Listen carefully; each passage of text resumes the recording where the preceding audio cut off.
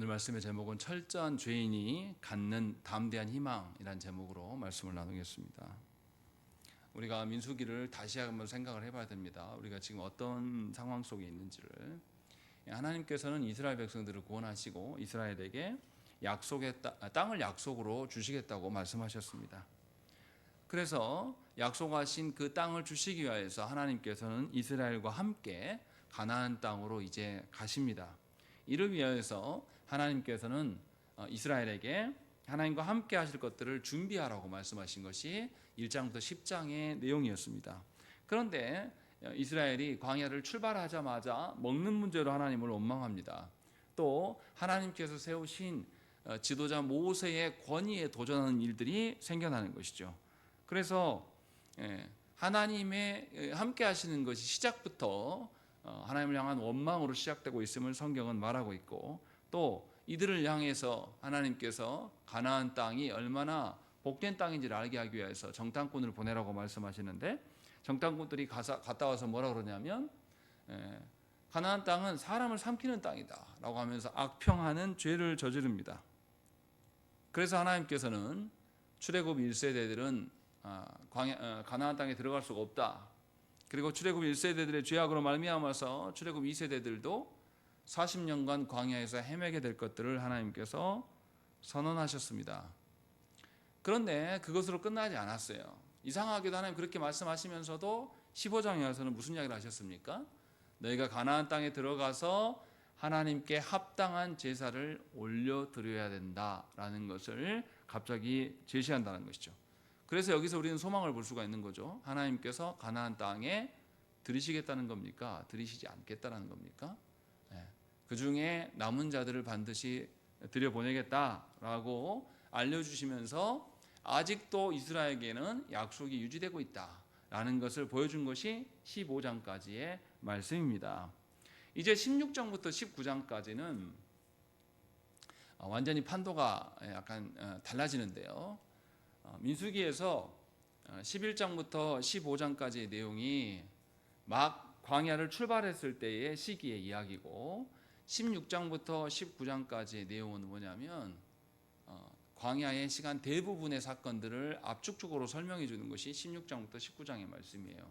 그런데 16장과 17장에 이들이 어떻게 광야에서 죽어갈 수밖에 없는가, 그러니까 14장에서 하나님의 약속에 대해서 부정하고 하나님의 약속을 전면 부인했던 그 사람들이, 출애굽 1세대들이 어떤 방식으로 몰락해 가는가를 보여주는 것이 16장과 17장의 내용입니다.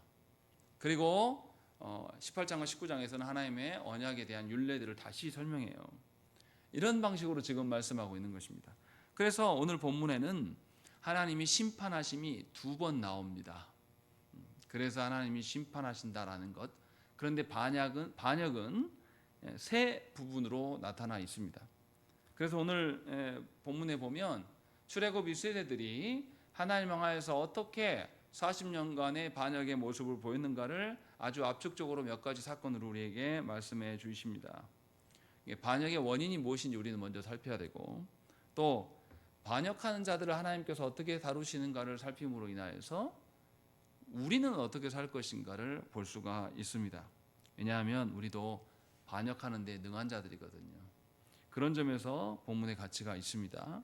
먼저 오늘 본문에 보면 두 부류가 하나님을 원망하고 하나님께 대적하고 있는 것이 나타납니다. 일단은 고라가 나와요. 1절에 보시면 고라와 다단과 아비람과 온, 이 네 사람이 나오는데 뒷부분에서는 온이 안 나옵니다. 뒤에는. 그래서 고라 한 부분과 다단과 아비람의 한 부류가 이렇게 하나님이 세우신 모세와 아론을 대적하는 것이 나타납니다. 그러면 이들이 왜 대적했는가? 그 이유를 살펴야 돼요. 고라부터 보시면 고라와 모세와 아론은 혈연 관계에 있습니다. 고라는 레위 지파의 일원으로 모세와 아론의 친조카 사이입니다. 고라 입장에서 삼촌인 아론과 그의 사촌들은, 그러니까 삼촌과 그의 자식들이 성막에서 뭐 합니까? 대제사장과 제사장의 역할을 전부 다 관장한단 말이죠. 그런데 이 고라 자손은 뭐 합니까? 고라 자손이 어느 지파라고 말합니까? 1절에 보십시오. 레위의 중손 고앗 손자라고 이야기합니다. 고앗 자손이라고 이야기합니다. 고앗 자손이 뭐 합니까? 성막에 온 기구들을 짊어지고 운반하는 역할을 하는 자들이란 말이에요. 같은 레위인에도 불구하고 고앗, 자기의 삼촌은 대제사장으로서 성막 전체를 관장하는 힘이 있단 말이죠. 또 자기의 사촌들도 다 그래요. 근데 자기는 한 끗 차이로 같은 혈통인데도 불구하고 집 나르는 일꾼에 불과하다는 것이죠. 이것이 이제 부당하다고 생각을 한 겁니다. 그래서 3절에 뭐라고 그럽니까? 3절의 말씀 보십시오. 그들이 모여서, 그러니까 고라의 일당들이 모여서 모세와 아론을 거슬러 그들에게 이르되 너희가 분수에 지나도다 라는 거죠. 무슨 말입니까? 아론과 아론의 그 후손들, 제사장들 향하여서 니네가 분수에 니네 주제 파악 좀 해라. 니네가 너무 많이 장악하고 있어. 이 말 하는 겁니다. 회중이 다 각각 거룩하고 여호와께서 그들 중에 계시거늘 이렇게 합니다. 무슨 말입니까? 너희만 특별한 줄 아냐. 하나님이 우리에게도 역사해. 그러니까 니네만 특별하다고 말하지 마. 라고 이렇게 말하는 것이죠. 그래서 너희가 어찌하여 여호와의 총회 위에 스스로 높이느냐라고 있는 것이죠. 왜 너희만 특별하다고 잘난 척하냐. 혈통적으로도 우리 레위 지파 같은 계열이고 너랑 나랑 뭔 차이야 하면서 따져 묻고 있는 겁니다. 대들고 있는 것이죠. 한국교회가 타락하니까 한국교회 성도들에게 나타나는 현상도 이와 같습니다.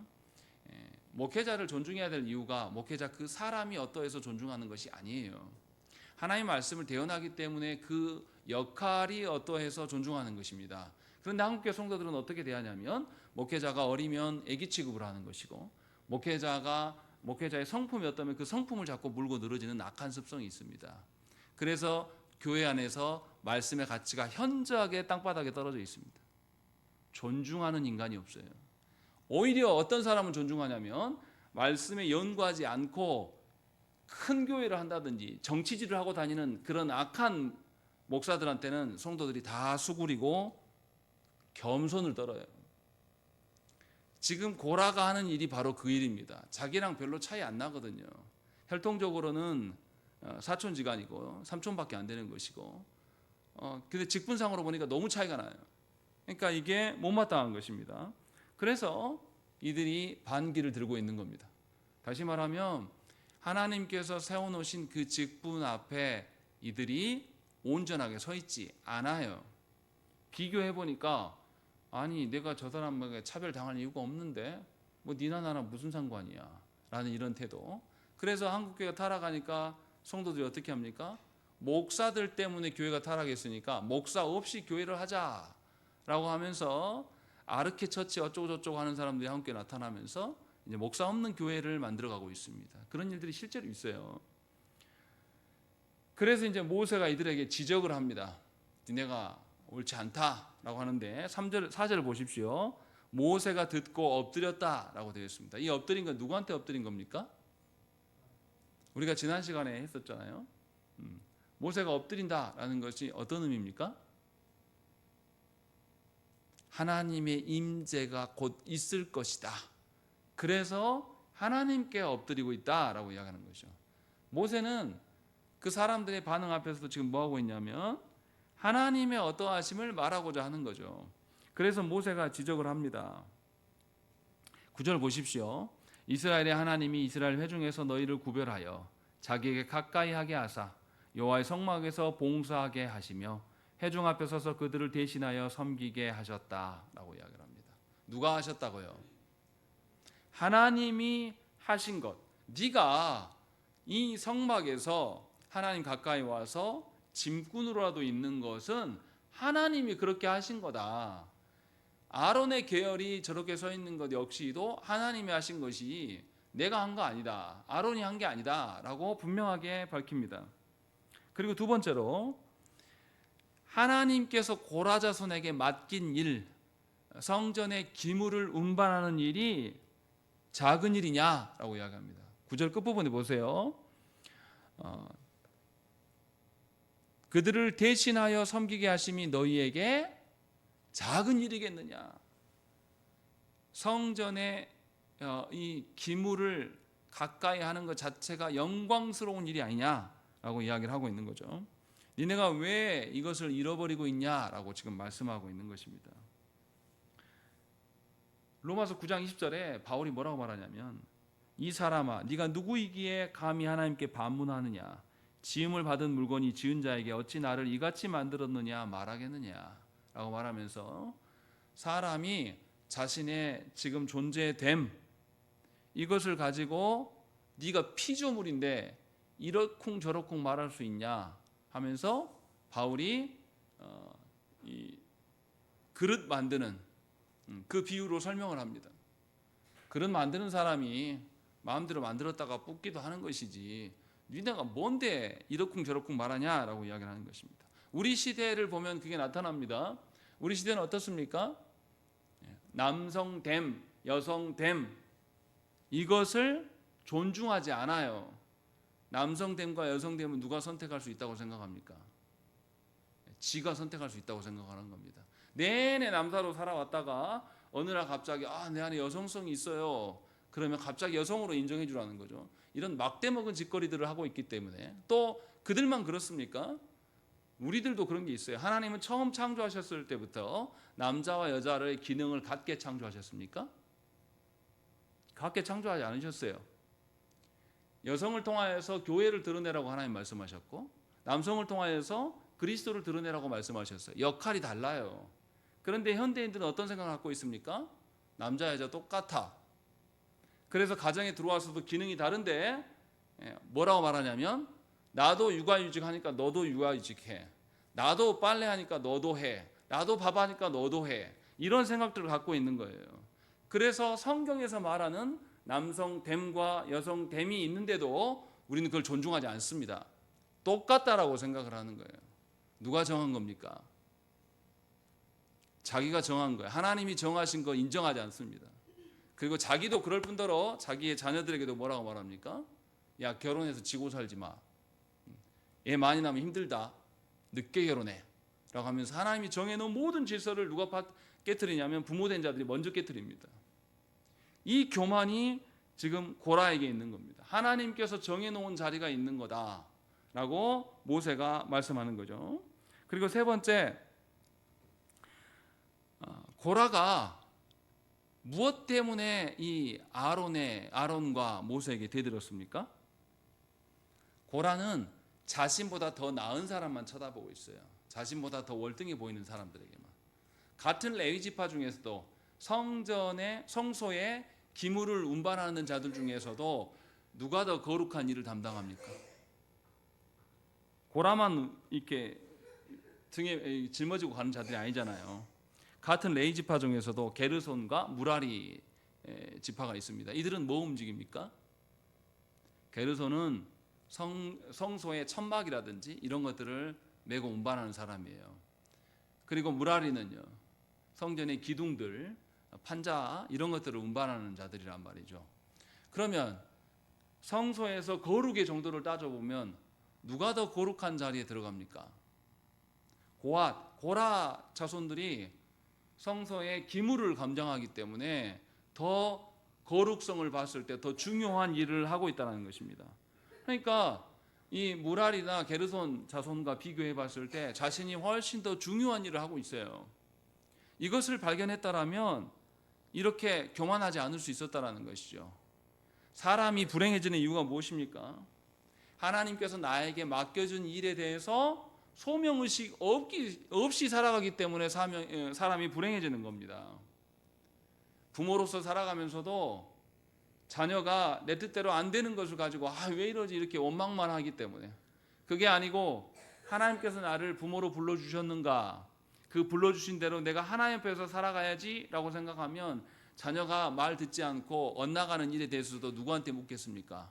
하나님께 묻지 자녀하고 씨름하지 않는단 말이죠. 그런데 그렇게 안 봐요. 요즘 부모님들은 어딜 쳐다봅니까? 엄친아를 본단 말이죠. 저 집안은 왜 저렇게 잘 됐는데 우리 새끼는 왜 이 모양이야, 이렇게 비교하게 되면 불행해지기 시작합니다. 하나님이 나에게 자녀를 안 준 게 아니거든요. 주셨거든요. 더군다나 언약 백성의 자손으로 하나님이 주셨는데 그 일 안 해요. 왜 안 합니까? 남들 가정 보니까 다 안 하고 친하게 지내요. 그냥 자녀들에게 잘해주는 것이 좋은 거라고 생각을 합니다. 그런 식으로 자기의 역할을 하나님 앞에서 찾는 게 아니라 다른 사람 앞에서 찾아요. 이게 불행의 시작입니다. 직장도 그렇습니다. 하나님께서 우리에게 허락하신 직장이 있어요.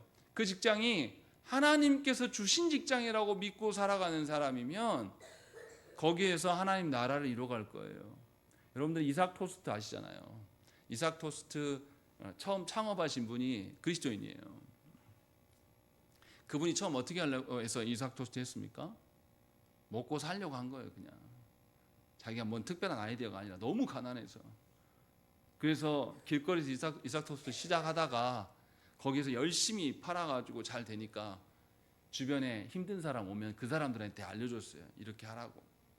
그래서 주변에 이제 체인점을 좀 내자 해가지고 자기는 사업하고 싶은 생각이 없는데 그래서 지금도 본사에서 이 체인점들한테 많이 안 뜯어가잖아요. 충분히 어려운 자들에게만 체인점을 내주고 부유한 사람들 주지 않고 이런 방식으로 하나님이 주신 자신에게 주어진 현실 속에서 하나님이 주신 것이라는 그 소명의식이 있는 사람은 그 터전이 하나님의 터전이 될 수 있도록 힘쓰고 애씀이 드러나게 되어 있습니다. 그러할 때에 그곳이 번창하게 되고 하나님의 온전하심이 드러나는 겁니다. 그런데 고라는 그런 생각이 없어요. 하나님께서 주신 영역을 사람들끼리 비교하면서 평가절하하는 것이죠. 진정으로 우리가 하나님 앞에 서게 된다면 하나님이 우리에게 맡겨준 것을 귀하다 여길 수밖에 없는 것입니다. 그렇지 않고 사람의 입장으로서 사람들끼리 관점을 보게 되다면 우리는 하나님이 주신 곳이 지옥이 될 것이고 불행의 시작이 될 것입니다. 그래서 하나님의 주권을 인정하는 것은 굉장히 중요합니다. 상대성으로 말하는 것이 아니라 하나님의 주권 하에 내가 달려있음을 인정한다면 그 사실만으로도 나는 하나님 앞에 기쁘며 살아갈 수가 있는 것이에요. 제가 처음 신학교 갔을 때 하나님이 나 같은 것을 불러주신 것에 너무 감격해서 가서 공부를 하는데 이렇게 재미있을 수가 없는 거예요. 성경 이런 거였구나 라고 하면서 알아가는데 너무 기쁜 거예요. 그리고 처음 사역제에 갔을 때 이제 전도사로 막 갔을 때 성도들은 다 저에게 전도사님이라고 다 갖춰져 있는 사람이라고 생각을 하겠죠. 근데 저는 갖춰진 게 없는데 그런데 그곳에서 열심히 했어요. 주어진 대로. 교회에서 오라가지 않는 날도 그냥 기도회 만들어가지고 평일날 저희 신혼집에서 거기까지 교회까지 가려면 차로 1시간 20분 정도 걸립니다. 그런데 일부러 만들어서 막 다녔습니다. 교회에서 기름값 따로 주지도 않는데 너무 하나님 불러주신 게 좋아가지고 그랬던 기억이 있어요. 이렇게 하나님께서 우리를 불러주심에 대한 기쁨이 차면 하나님께 앞에 있는 것이 가장 기쁜 일이 됩니다. 그래서 우리가 아까 불렀던 찬송에서 그게 나오지 않습니까? 시편 84편 10절 말씀에 주의 궁정에서 한 날이 다른 곳에서의 첫날보다 나은즉 악인의 장막에 사는 것보다 내 하나님의 성전 문지기로 있는 것이 더 좋다라고 이야기를 한 겁니다. 하나님께서 나를 성전에 들어오지도 못하게 하고 성문 바깥이잖아요. 거기서 내가 머물고 자더라도 하나님의 성의 곁에 붙어만 있어도 좋다라고 말하는 것이 시인의 고백이에요. 이렇게 하나님께서 우리에게 허락하신 영역에 대한 존중함이 있는 것이 사실은 성도에게 가장 큰 복입니다.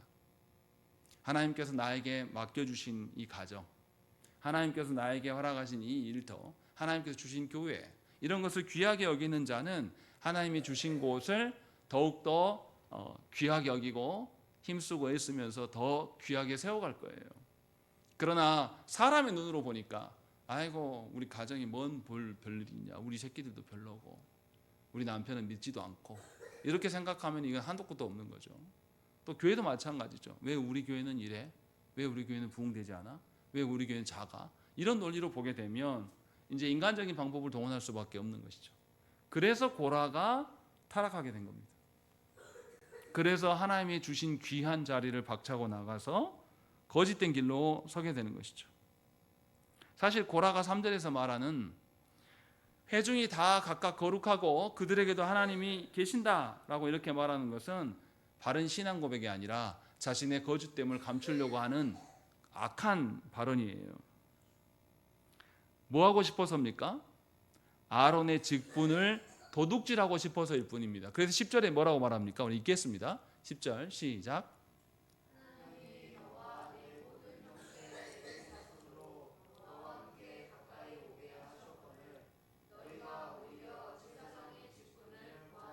예, 모세가 말하는 거죠. 야, 너희가 무엇이간데 너희를 불러서 하나님이 계시는 성소의 일을 감당하게 하셨는데 그것에 만족하지 못해서 먼 자리를 탐한다.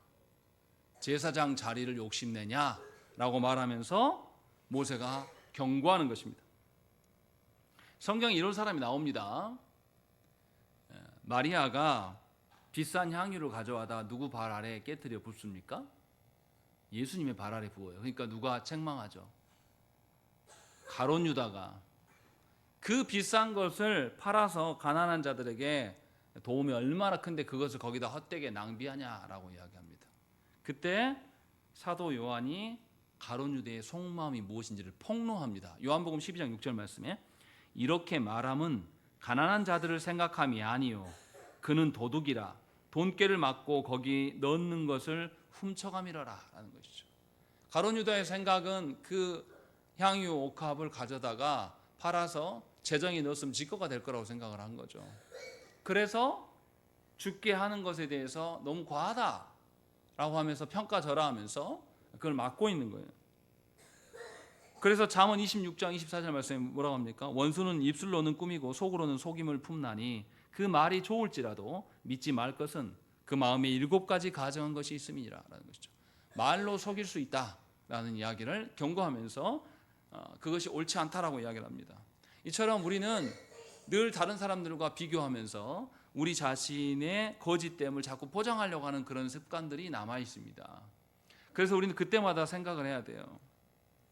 사도 바울이 그런 자들에게 이렇게 말합니다. 갈라디아서 6장 7절 말씀에 스스로 속이지 말라. 하나님은 업신여김을 받지 아니하시나니 사람이 무엇으로 심든지 그대로 거두리라 라고 말씀합니다. 하나님 앞에서 거짓되게 행하는 것, 거짓된 목적으로 행한 모든 것들을 하나님께서 모르시지 않는다. 너희 욕망으로 심으면 뭐가 나오겠습니까? 범죄와 타락이 나타날 것이고, 정말로 하나님의 온전하심으로 심으면 하나님의 선하심이 드러나게 될 것들을 사도 바울은 경고하면서 우리에게 권면하고 있는 것입니다. 이처럼 모세는 고라에게 바른 지적을 해줬어요. 네가 무엇 때문에 그런지 다 알고 있다 라고 말하면서, 그리고 모세가 그렇게만 한 게 아닙니다. 모세는 하나님 앞에서 자신이 어떠한 존재인가를 잘 드러내 보여줍니다. 그래서 4절에 아까 말씀드린 것처럼 모세는 고라의 반역 앞에서 고라와 응대하는 게 아니라 누구에게 먼저 엎드렸다? 하나님께 먼저 엎드렸음을 보여줍니다. 그래서 하나님 앞에서 자신이 서 있음을 드러내 보여주는 자로 서 있는 것이죠. 그리고 2가지를 밝혀줍니다. 첫 번째, 5절 말씀 보세요. 5절 말씀에 거룩한 자가 누구인지 보이시고 그 사람을 자기에게 가까이 나오게 하시되 곧 그가 택하신 자를 자기에게 가까이 나오게 하시니. 누가 그렇게 하신다고요? 하나님이 그렇게 하실 것이니 너도 하나님 앞에 서 있어야 되지 않겠냐, 이 이야기를 합니다. 그리고 7절에 뭐라고 하죠? 7절에 레위 자손들아 너희가 너무 분수에 지나치다 라고 이야기합니다. 왜 이렇게 말합니까? 앞전에 고라가 뭐라고 말했습니까? 3절 보십시오. 3절 보시면 뭐라고 되어 있습니까? 너희가 분수에 지나도다. 누구한테 말한 겁니까? 아론에게, 아론의 계열들에게, 야 니네 우리랑 같은 집안인데 니네만 뭐 잘났냐, 니네만 잘나서 니네 분에 지나치게 그렇게 하고 있냐 라고 말하니까 도리어 모세는 뭐라고 말합니까? 네가 성소에서 일하는 것, 그것도 분에 넘친데 너는 지금 누구의 자리도 탐한다. 제사장의 자리도 탐하는 그 분에 넘치는 짓을 네가 하고 있다 라고 하면서 밝혀줍니다. 그래서 하나님 앞에서 우리가 어떠한 존재인가를 알려줍니다. 죄인된 우리가 하나님의 이름을 부를 수 있는 것 자체가 우리 분수에 넘치는 겁니다. 죄인된 우리가 하나님 앞에 모여서 하나님의 어떠하심을 부를 수 있는 것 자체가 분에 넘치는 것이라고 모세는 우리에게 말씀하고 있습니다. 그리고 두 번째로 10절 말씀 보십시오. 10절에 보시면 하나님이 너와 내 모든 형제 레위 자손으로 너와 함께 가까이 오게 하셨거늘 너희가 오늘 오히려 제사장의 직분을 구한다라고 말하면서 하나님의 주신 직분에 충실하지 않고 있음에 대해서 지적을 하고 있습니다. 욕망이 가득하게 되니까 이 고라가 자신의 직분을 넘어서는 다른 일들을 하고 있는 것, 그것을 밝히면서 제자리에 돌아가라고 말씀하고 있는 겁니다. 그래서 모세는 고라로 하여금 하나님의 앞에서, 하나님의 임재 앞에서 네가 어떻게 서야 될 것인가를 분명히 밝혀줍니다. 그리고 나서 모세는 12절부터 다시 다단과 아비람의 무리를 불러냅니다. 왜냐하면 이들이 같이 온 것 같지가 않아요. 다시 말하면 같이 오지 않은 것뿐만 아니라 뭔가 불만이 달라요. 그래서 이것을 불러내고 있습니다. 그런데 불러냈는데 이들이 뭐라고 합니까? 12절 보십시오. 12절 보시면 그들이 이르되 우리는 올라가지 않겠노라 이야기를 합니다. 모세가 불러도 가지 않겠다라고 이야기를 하는 거예요. 거절하는 겁니다. 왜 거절하느냐라는 것이죠. 이들은 도대체 무엇 때문에 이러냐라는 것이에요. 아까 고라는 뭐라고 그랬습니까? 제사장 직분을 아론 계열이 독점하는 것에 대해서 반발했습니다. 그런데 아비람과 무리들은 13절에 이유가 나와 있어요. 우리 읽겠습니다. 13절 읽겠습니다. 시작.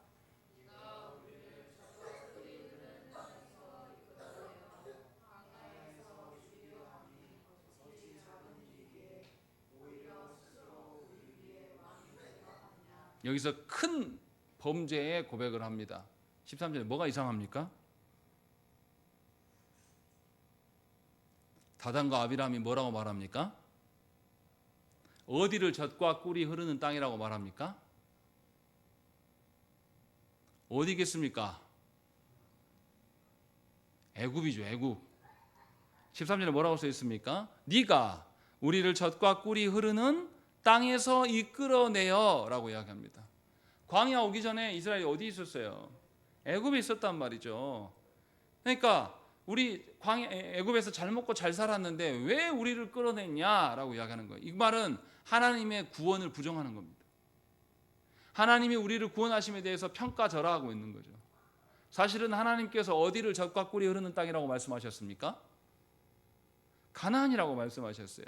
심지어 가나안에 갔던 정탐꾼들도 이 정탐꾼들이 돌아와서 사람을 삼키는 땅이다라고 보고함으로 말미암아서 그들은 가나안 땅에 못 들어가게 된 사람들이에요. 그 사람들도 가나안 땅을 뭐라 그랬어요? 젖과 꿀이 흐르는 땅이라고 인정을 했어요. 그 사람들도. 그런데 이 지금 다단과 아비람은 가나안 땅을 젖과 꿀이 흐른다고 하지 않아요. 애굽 땅을 젖과 꿀이 흐른다고 말하면서 하나님의 인도하심을 전면으로 부인합니다. 그래서 뭐라고 말합니까? 광야에서 우리를 죽이려고 데려왔다. 이런 말을 하고 있는 것이죠. 생각을 해보세요. 40년 동안 광야에 머물게 된 것은 누구 책임입니까? 모세와 아론의 책임입니까? 아니에요. 출애굽 1세대들의 책임이에요. 출애굽 1세대들이 하나님의 약속의 어떠함을 믿지 않았기 때문에, 그래서 가나안 땅을 올라가서 정탐하고 와서 악평을 한단 말이죠. 그래서 하나님께 심판을 받아서 지금 광야 가운데 머물고 있는 것뿐인데 이 책임을 모세에게 돌리고 있는 겁니다. 그러니까 다단과 아비람은 하나님께서 행하신 일들 모두를 전면 부인하고 있는 거죠. 그리고 구원의 일들까지도 거절하는 것이죠. 이런 사람들에게 구원이 있겠냐 이 말이죠. 이들은 하나님의 인도하심과 구원에 아무런 관심이 없어요. 그냥 자신의 삶의 어떠함이 더 중요해요. 내 형편과 삶이 괴로우면 하나님은 또 필요 없어요. 이런 태도를 지금 보여주고 있는 겁니다. 그리고 나서 14절에 뭐라고 합니까? 이뿐 아니라 네가 우리를 젖과 꿀이 흐르는 땅으로 인도하여 들이지도 아니하고 밭도 포도원도 우리에게 기업으로 주지 아니하니라고 이야기합니다. 사실 이들이 가나안 땅에 들어가지 못하는 이유는 아까도 말했지만 그들 자신에게 책임이 있는 거예요. 하나님의 약속을 믿지 않은 것이죠. 그러니까 예수를 믿을 때 우리가 조심해야 돼요. 예수 믿을 때 하나님 나라를 모르고 믿으면 그 사람은 하나님과 아무런 상관없는 사람일 수 있습니다. 하나님 나라가 우리의 소망으로 삼아지지 않고 그냥 이 땅이 더 좋고 이 땅에서 모든 것을 누리고자 하는 사람은 하나님 나라를 소망하지 않아요. 이 땅의 모든 것을 차지하려고 애를 씁니다. 어제 어떤 장례식에 갔다 왔어요. 힘 있는 사람이 죽었습니다. 그리고 자기 고향 땅에, 고향 땅 해남 화산면에 장지에 묻혔거든요. 근데 가는데 날이 너무 좋아요. 하관에서 이제 관을 땅에다 이제 그 묻기 위해서 내리는데 막 새들이 웁니다.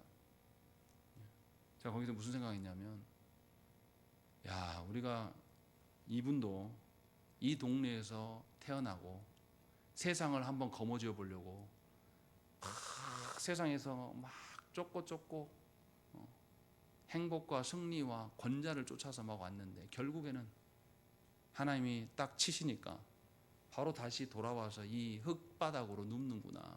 이게 우리 인생인데, 우리가 하나님이 주신 그 터전 위에서 하나님을 바라보고 서는 게 아니라 사람들 앞에서 막 허우적대고 다니는 거 아닌가. 결국 우리는 때가 되면 다 우리가 나고 자란 그 흙바닥으로 다시 돌아가야 되는데, 굉장히 허무한 일인데, 세상에서 권세를 잡고 뭔가 힘을 얻는 것이 아무런 없고 부질없는 일인데, 결국은 우리의 종국은 뭐냐면 다시 우리가 난 그 시골 조그만 야산 그 흙바닥 밑으로 들어와야 되거든요. 그런데 평생에 자기의 힘을 쫓아서 그분도 열심히 살아왔어요. 정말 허무하구나. 그 시골 총구석을 떠나서 사람들이 있는 대도시에서 야망을 이루기 위해서 나오셨을 거 아닙니까? 그분도. 그런데 그렇게 했지만 결국은 다시 자기 있어야 될 자리로 들어가야 되거든요. 이게 우리예요. 그런데 우리는 그것을 알지 못합니다. 다시 주님 앞에 서게 될 날이 우리 온단 말이죠. 머지 않아요. 누가 먼저 갈지 모릅니다. 그분이 그렇게 빨리 돌아가실지 저도 너무 충격적이었어요. 돌아가셨다는 이야기 듣고. 이게 우리 일생이에요. 하나님이 정해놓은 자리로 우리는 다시 가야 됩니다. 그런데 돌아가지 않고 하나님이 우리를 인도하심도 부인합니다. 그래서 우리의 슬픔과 괴로움, 우리의 정서는 하나님께 반응하는 것이 아니라 사람과 세상에 반응하는 것이죠.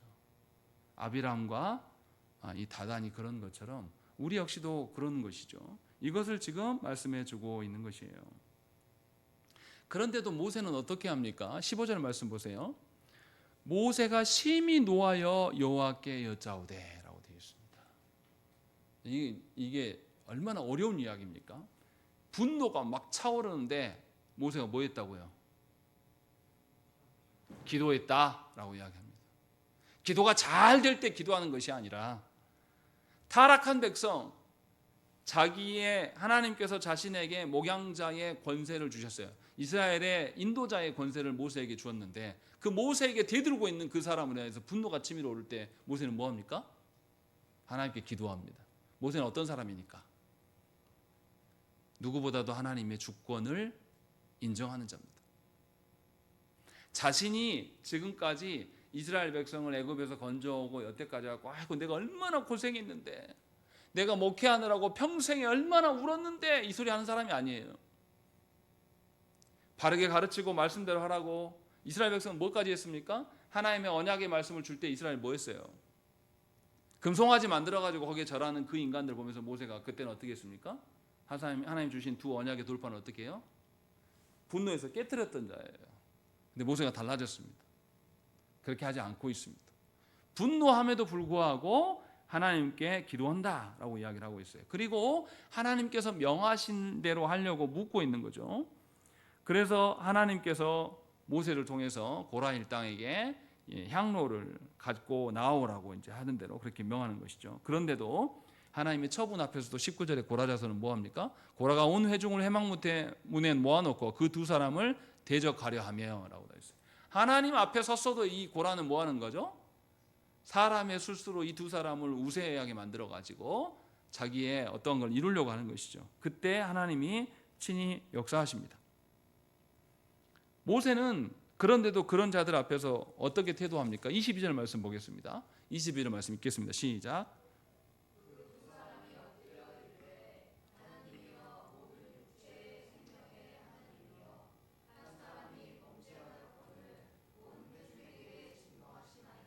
예, 모세는 두 가지를 거기서 말씀하고 있어요.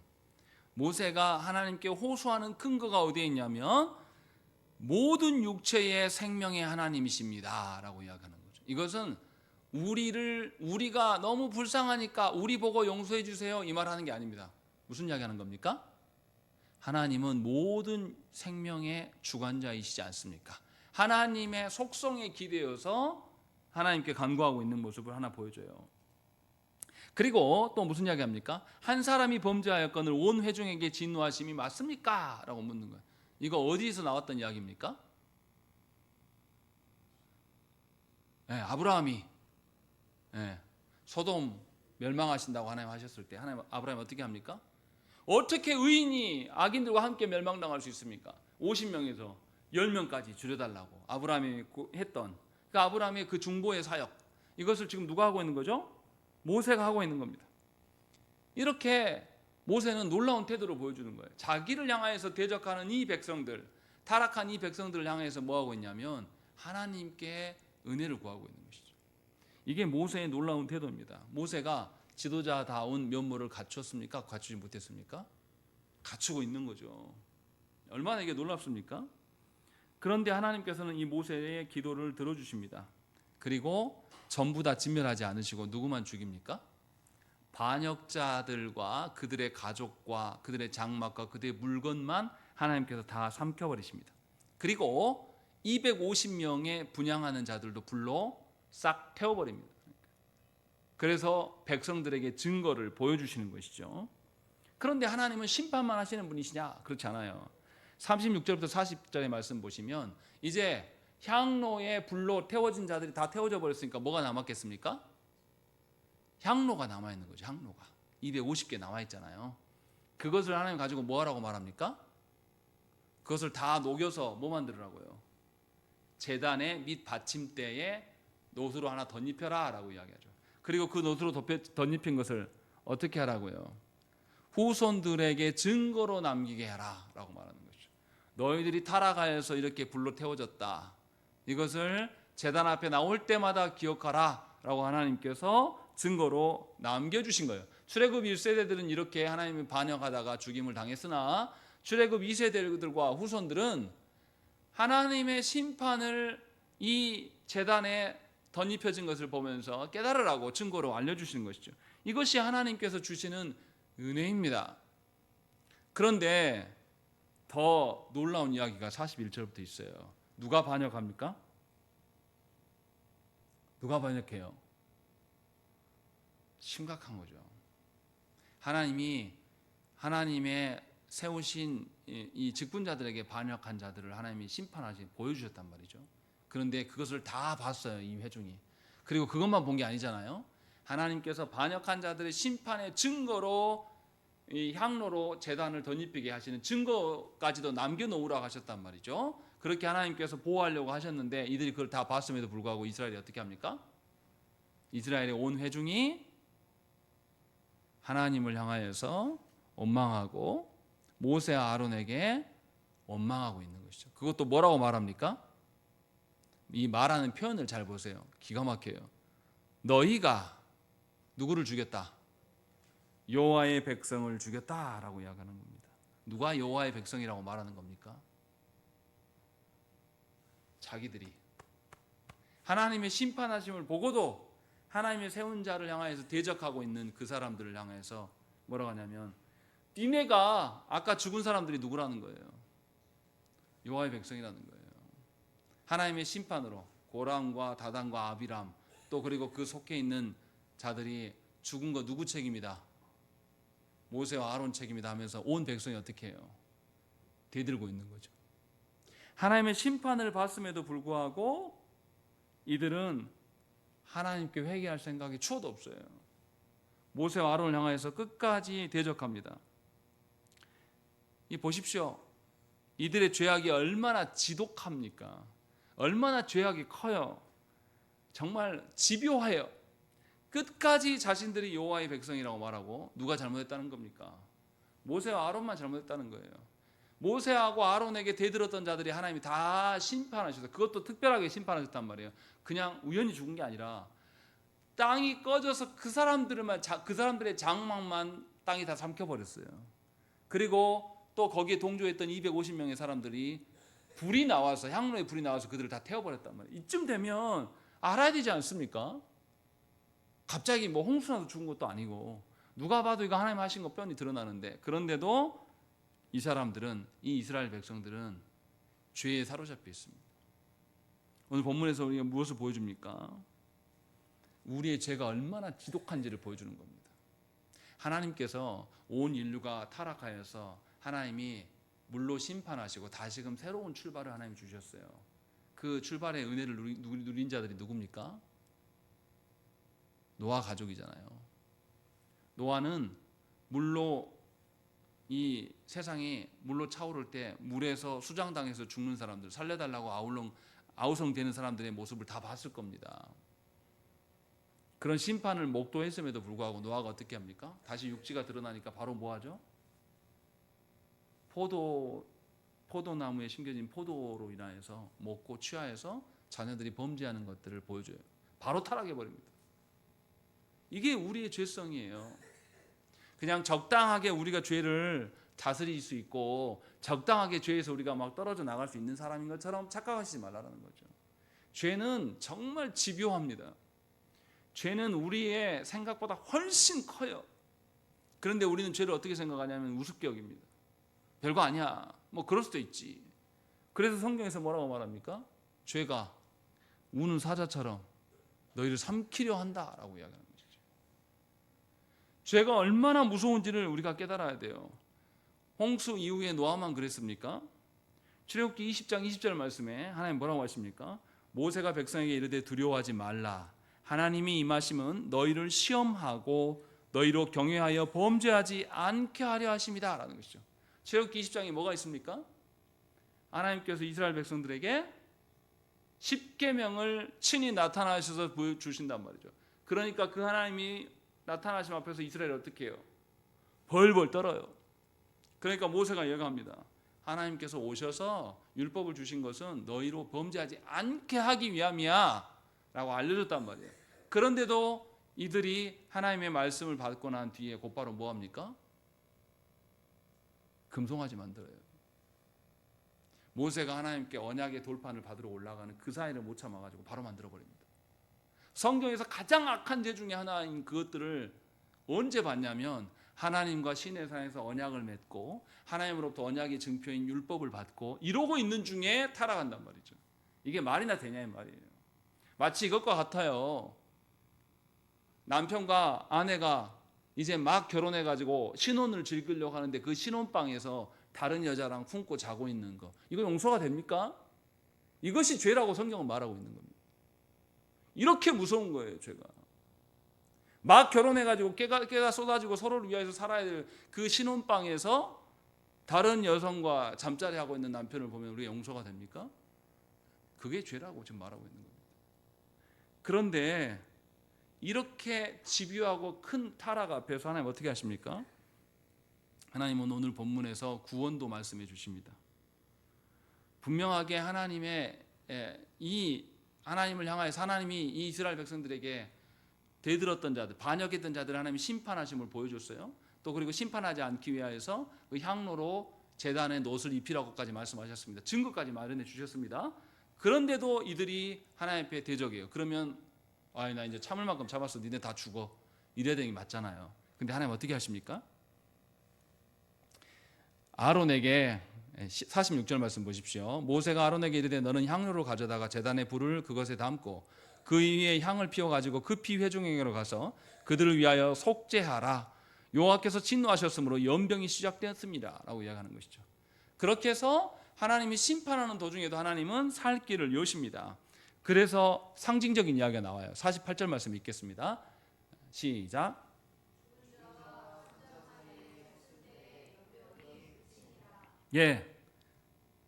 이 아론이 대제사장으로서 죽은 자와 산 자 사이에 섰을 때에 모든 사망이 그치게 되었다라고 말하거든요. 누구를 상징하는 것 같습니까? 예수 그리스도죠. 예수 그리스도를 어떻게 상징하고 있습니까? 예수께서 이 땅에 오셨어요. 뭐로 오셨습니까? 우리의 메시아로, 그리스도로, 우리의 죄악을 담당하는 자로 오셨어요.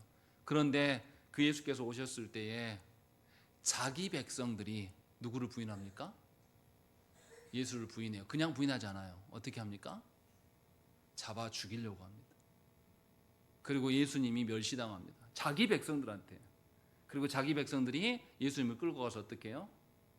십자가에 처형하라, 처형하라, 처형하라. 자기 백성 아닌 빌라도가 뭐라고 말합니까?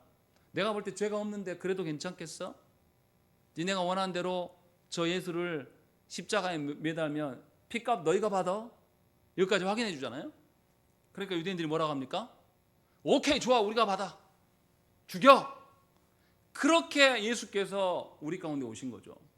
무슨 말을 하려고 하는 겁니까? 그렇게 타락한 유대인들의 그 죄성, 그 크기가 가늠하지 않은 그 집요한 죄성을 누가 덮어버리십니까? 예수께서 그 모든 것들을 덮어버리시는 거예요. 하나님의 구원이 큽니까? 우리 죄가 큽니까? 하나님의 구원이 훨씬 크다라는 걸 성경 보여주고 있는 거예요. 그래서 오늘 본문에 이 백성들이 하나님의 심판을 보고도, 하나님의 심판의 증거물을 보고도 하나님을 대적함에도 불구하고 하나님께서는 살기를 여셔요. 아론을 통하여서 오실 대제사장이신 예수 그리스도를 상징적으로 보여주면서 그들에게 살게 합니다. 단 누구만 죽었다고요? 죽은 자가 14,700명뿐이다 라고 말씀하면서 하나님께서 그들 가운데 살게 하심을 보여줍니다. 오늘 본문에는 분명하게 우리에게 놀라운 것을 보여주고 있는 것이죠. 우리의 죄가 얼마나 큰가를 보여줘요. 우리의 죄가 그냥 만만하게 우리의 힘으로 상대할 수 있는 그런 정도가 아니에요. 아주 집요합니다. 그래서 사람이 한번 죄에 빠지면 못 나와요. 여러분들 스스로 하나님의 말씀에서 한번 벗어나면 아무것도 아닌 것처럼 우리는 생각을 합니다. 뭐 그럴 수 있지라고 생각해요. 그런데 한번 빠지면 못 나옵니다. 그것을 보여주고 있어요. 그러나 그 죄에 빠진 우리들을 어떤 게 더 크다고 말하는 거예요?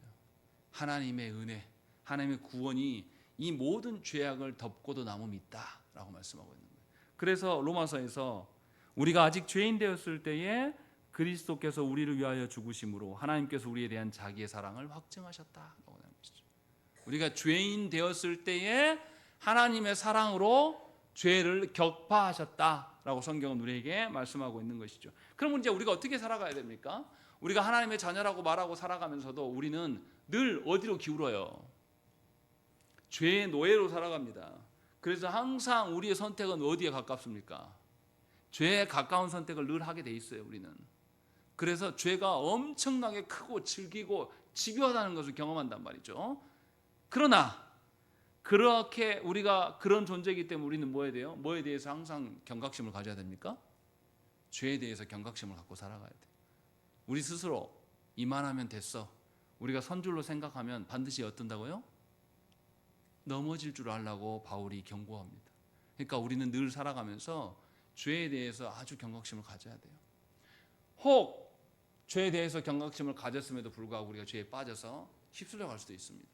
도무지 빠져나올 수 없는 크나큰 죄에 우리가 들어가서 하나님의 진노의 그 자리에 놓여 있을지라도 우리가 절망할 이유가 없습니다. 가룟 유다는 예수를 팔고 난 뒤에 절망하여서 죽었어요. 그런데 하나님은 우리에게, 죄 가운데 있는 우리들에게 뭐라고 말씀하십니까? 우리가 죄인 되었을 때에 누가 대신 죽었다? 그리스도께서 죽으셨다. 그러니 너희의 죄보다 뭐가 더 크다? 하나님의 은혜가, 하나님의 구원이 훨씬 큼을 우리에게 설명하고 있는 것이죠. 그러니 우리는 우리가 죄 가운데 있을지라도, 하나님의 심판 가운데 있을지라도 우리는 뭘 구해야 됩니까? 하나님의 은혜를 구해야 되는 것입니다. 그래서 모세가 자기를 대적하는 자들을 보면서 분노가 막 있는 중에도 뭐 합니까? 그들을 심판하라고 하고 다 죽여버리라고 합니까? 하나님께 구하고 있는 거예요. 하나님께 여쭙는 거예요. 하나님, 왜 의인하고 함께 죽이려고 합니까? 하나님은 모든 생명의 하나님이시지 않습니까? 저들을 구해 주십시오 라고 하면서, 그래서 모세는 자기의 감정 따라 움직이지 않아요. 자기의 죄악된 감정 따위는 다 던져버립니다. 그리고 누구에게 의존합니까? 하나님께 서는 것이죠. 이것이 신자예요. 이것이 믿음이라고 말씀하고 있는 것입니다. 여러분들은 어떻게 사십니까? 인생을 살아갈 때 우리는 하나님이 주신 것으로 만족하지 잘 못해요. 없는 것 헤아리는 데는 능숙해요. 아이고, 나는 이것도 없고 저것도 없고 뭣도 없고. 그래서 우리 어떠죠? 우리 옷장을 탁 열고 뭐라고 말하죠? 우리가 입을 옷이 없다라고 말하죠. 벗고 산가요? 우리 보고 뭐 옷 못 입는다고 누가 와서 핀잔한 적이 있습니까? 없잖아요. 그런데 우리는 없는 것은 잘 찾아냅니다. 하나님의 주신 것은 헤아릴 줄 몰라요. 이게 우리의 죄성입니다. 그러나 하나님은 우리에게 죄를 소멸하시고 우리를 이끄실 것을 약속하셔요. 그렇기 때문에 저와 여러분들은 다시금 하나님 앞에 설 수 있기를, 하나님의 그 은혜를 구하면서 하나님의 구원의 일에 사셔야 된다는 것이죠. 그러할 때 우리는 하나님과 함께 살아감을 누릴 수가 있어요. 그러할 때 하나님께서 나에게 맡겨주신 이 상황과 처지 속에서 내가 하나님께 순종할 일들이 참으로 많구나 라는 것을 하나 둘씩 헤아릴 수가 있게 되는 것이에요. 신앙생활 하면서 기쁘지 않으십니까? 신앙생활 하면서 두근거리지 않으십니까? 여러분들 제 가운데 있는 겁니다. 제 가운데 있으면서도 하나님의 구원하심을 모르는 거예요. 여전히 세상 일로, 세상이 나를 알아주지 않아서, 여전히 사람들이 나를 알아주지 않아서 괴로우십니까? 여러분들은 아직도 죄의 종이에요. 하나님의 은혜의 사람이 될 수 있도록 기도하셔야 됩니다. 그것이 여러분의 행복의 시작이고 궁극적인 하나님 나라에 이르는 방편입니다. 우리 함께 기도하시겠습니다.